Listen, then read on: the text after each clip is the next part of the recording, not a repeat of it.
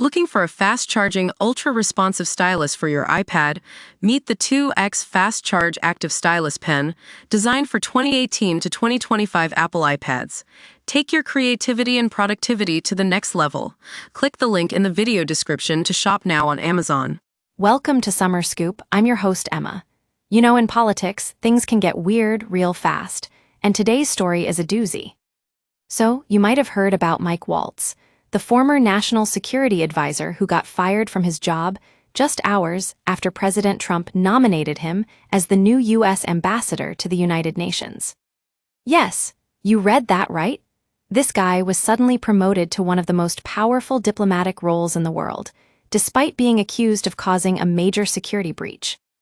Let's get into what happened. Mike Waltz was part of Trump's national security team when he made a mistake so epic, it's still hard to believe.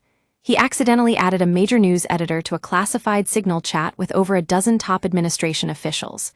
Can you imagine the conversation? Hey guys, let's talk about airstrikes on Yemen. Oh, and by the way, I'm also adding Jeffrey Goldberg to this chat. He's our new friend in the UN. But here's the thing. Waltz was initially told he was staying in his role, and even Trump seemed okay with it. However, just a few days later, Waltz is out of a job, and now he's being promoted to one of the most critical diplomatic positions globally. It's like the White House decided to flip a coin: heads, he stays; tails, he goes. So, what's going on here?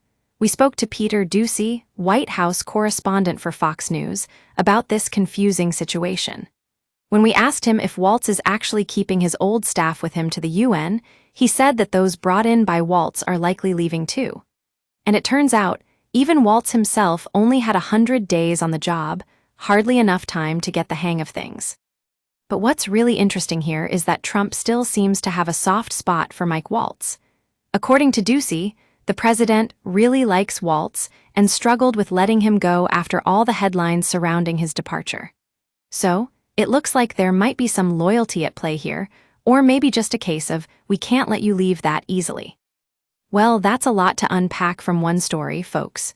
It's clear that in politics, things can get pretty crazy, and sometimes even the most powerful people struggle with making decisions. That's all for today on Summer Scoop. Thanks for watching.